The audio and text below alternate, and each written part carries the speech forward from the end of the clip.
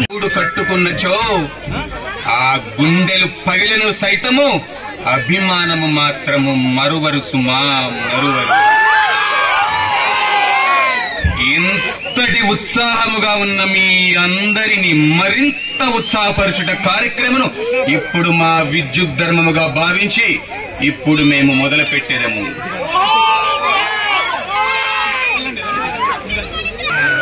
అది కర్ణ మహారాజేనా? మహారాజుకి పట్టాభిషేకము దూరము కావుటయా? అహో ఆచార్యదేవా, ఏమంటివి జాతి నెపమునకు తప్పుతనికి ఇందు నిలువ అర్హత లేదందువా? ఎంత మాట! ఇది క్షాత్ర పరీక్షే కాని క్షత్రియ పరీక్షే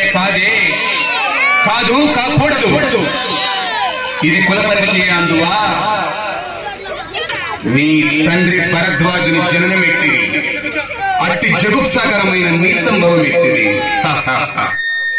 మట్టి కొండలో పుట్టితివి కదా, నీది ఏ కులము? ఆయనను అశ్వపితామహుడు కురుకుల వృద్ధుడైన ఈశాంతనవుడు శివసముద్రుడికి భార్యకు గంగా గర్భమును జయించలేదా? అతనిది ఏ కులము? ఆయనను నా చేత చెప్పించుతవేమయ్యా? మా వంశమునకే మూల పురుషుడైన వశిష్ఠుడు దేవవేశకు ఊర్మిళకు పుత్రుడు కాదా?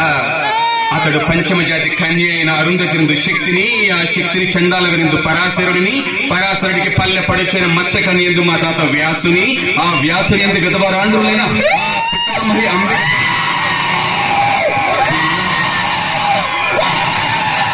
పితామహి అంబాలికతో మాపిన తండ్రి పాండురాజును మా ఇంటి దాసి చేత ధర్మ నిర్మాణ చవిడిగా నీచే కీర్తించబడుతున్న ఈ విధులని కలలేదా?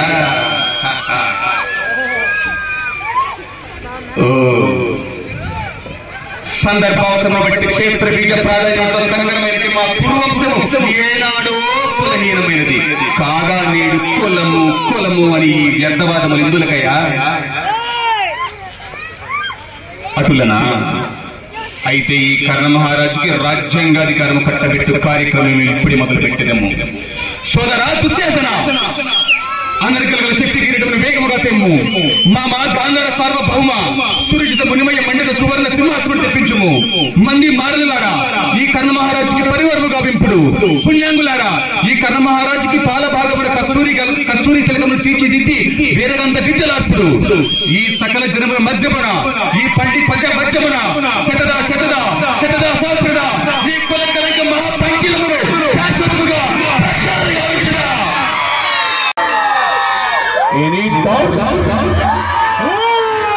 పెట్టిన ఈ పంచభద్రులుగా ఇంకా మా తలను నిలుచున్నదే. దీనికి కేవలము ఒక్కటి మాత్రమే ఉపశమనము. మేము మా పుష్క విమానమునందు బయలుదేరుతుండగా భూలోకములో, అందున భారతదేశములో, అందున ఆంధ్రదేశములో, పలనాడు జిల్లాలో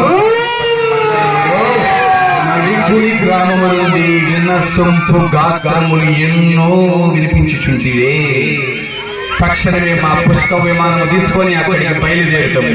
కాస్తైనా ఈ పాంచాలి పంచభద్రుక తలనొప్పి నుండి ఉపశమనం దొరుకుదేమో చూసేదను.